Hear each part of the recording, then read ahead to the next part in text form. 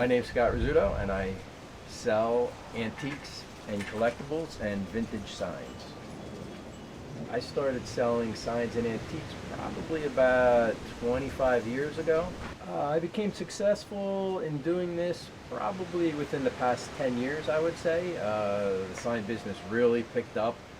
I don't know if you're aware of the show American Pickers. That's what really brought the boom to especially signs. They brought it to attention, the antiques and collectible business, so people really got interested in it, searching in their garages and finding stuff, what they call rusty gold. I got one right here. Actually, I got a couple, bro.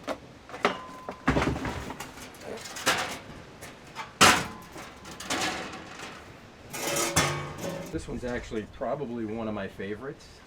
These were in circulation in New York City, 1920s, 1930s. Postal telegraph, it's double-sided. It's actually what's called a flange sign. As you can see, there's a flange on here. It would be mounted to a wall, going again to another street sign.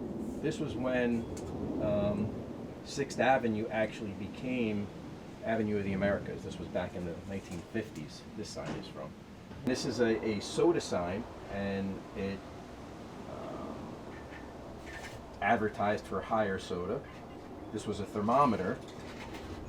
Again, most of these were outside, and believe it or not, what kids used to do is they would shoot their BB guns at these, and that's how a lot of these porcelain would chip off and crack over time. They would shoot. You can see this one's actually got a little indent in there. They would shoot their BB guns at them, and that's how they would chip. But to me, this stuff still has a lot of character to it. This one is actually in my personal collection. I'll probably never sell it.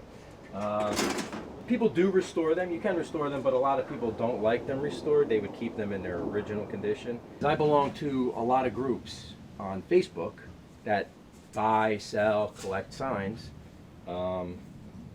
You join these groups, you post a sign, you could either put a price that you'd like for it, or ask people to make offers on it. And there's also, believe it or not, throughout the year, there's probably, I would say probably about 10 to 12 really big sign shows throughout the country that go on. People go there with their collections and they buy, sell, trade signs. So like now is a pretty big time, like right before Christmas, because a lot of people want to buy it for a Christmas present. The summer is kind of slow because a lot of people are on vacation. But I would say like the fall is a pretty big, and the spring is also big because the weather's nice. Everybody's back out of their houses from a long winter. So spring is a really big time for shows. I've done a few auctions myself. Really? Yeah. Can you do like the auction like voice? Well, no, I don't have the auction voice. We would just do them live on Facebook. So we wouldn't have you actually have to have a license to be a live auctioneer. You have to have an actual license. The sign business has boomed so dramatically over the past, I would say, probably 5 years, that signs have gotten just so expensive. A lot of times, some of me and my friends call it the rich boys game, because it's, believe it or not, you should see some of the collection: classic cars, pinball machines, stuff like that. Gas pumps are also very, very popular over the past 5 years. It has become expensive. Like I would say, like a sign like this, even in its condition, like 10 years ago, 5 to 10 years ago, you would be able to get this sign for probably about $50. Now, this sign, even in this condition, is probably about $150.